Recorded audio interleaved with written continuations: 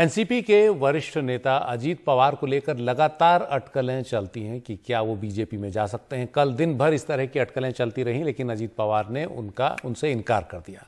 Of camera बातचीत में भी वो कुछ कह रहे हैं। उन्होंने एक बार फिर कहा कि बीजेपी के साथ जाने की जो खबरें हैं वो गलत हैं।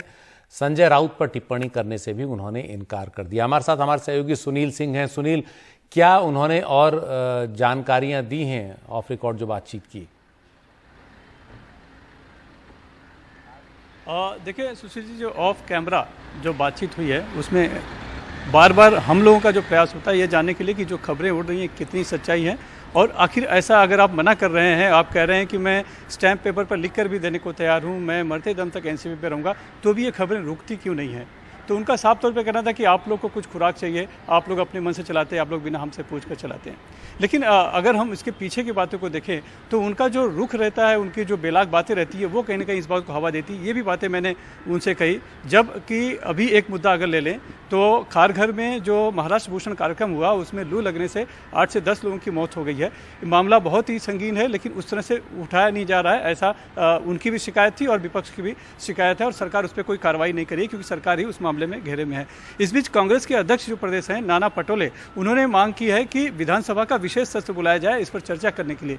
लेकिन अजीत पवार का रुख अलग है। अजीत पवार ने कहा कि मैं चाहता हूं कि इसकी एक न्यायिक जांच की जाए रिटायर्ड जज से, तभी उसमें सच्चाई आएगी, वरना विधानसभा में जब विधानसभा का सत्र बुलाया जाएगा उसमें सिर्फ आरोप और प्रत्यारोप लगते हैं, आगे फिर उसमें कुछ आगे बढ़ पाएगा कह पाना बहुत मुश्किल है। तो और इसके पहले भी उन्होंने बात की थी प्रधानमंत्री नरेंद्र मोदी के सर्टिफिकेट को लेकर कि सर्टिफिकेट का क्या से कोई जीत कर नहीं आता है, जनता चुनकर देती है।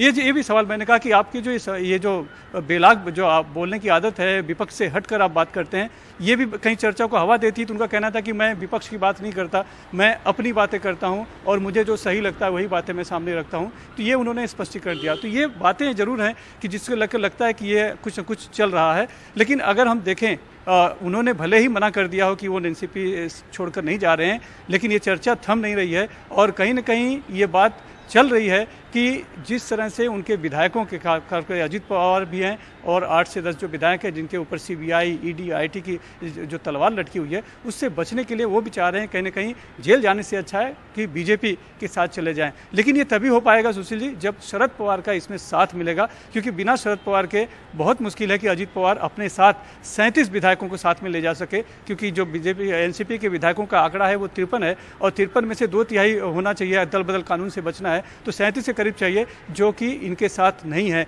ये तभी हो पाएगा जब शरद पवार साथ देंगे। अगर हम पिछला साल 2019 का भी मामला देखें तो जब ये उप मुख्यमंत्री पद की उन्होंने शपथ ले ली थी, अचानक से महाविकास की आघाड़ी की जब सरकार बनने ही जा रही थी, तब देवेंद्र फडणवीस के साथ मिलकर, तब भी 10 से 15 विधायक ही इनके साथ थे, और वो भी शरद पवार ने दूसरे दिन फ़ोन करके सिर्फ सभी को बुलाया और सभी वापस चले आए। बाद में अजीत पवार को भी आकर सरेंडर करना पड़ा था, यानी कि वो सरकार छोड़कर इस्तीफा देना पड़ा था। तो उसमें भी शरद पवार की ही ज़्यादा चली। तो आज के दिन भी पार्टी में पकड़ अगर किसी की है तो वो शरद पवार की है, और बिना शरद पवार की अनुमति से इस तरह से कहीं जाना, बगावत करना, यानी सीधे शरद पवार से टक्कर लेना, यानी कि बारामती जो है, बारामती जो कि इनका चुनाव क्षेत्र, वहाँ भी उनके शरद पवार से लड़ना होगा, जो कि आसान बात नहीं है। और पिछली बगावत भी जो थी वो कहीं ना कहीं राज्य से राष्ट्रपति शासन हटाकर महाविकास आघाड़ी की सरकार लाने की एक कवायद थी, जिसमें कि वो सफल हुए थे, ऐसा शरद पवार पहले भी कह चुके हैं। तो वो भी उनकी मर्जी से हुआ था। तो जो भी पत्ता हिलेगा वो शरद पवार की मर्जी के बिना नहीं हिलेगा। इसीलिए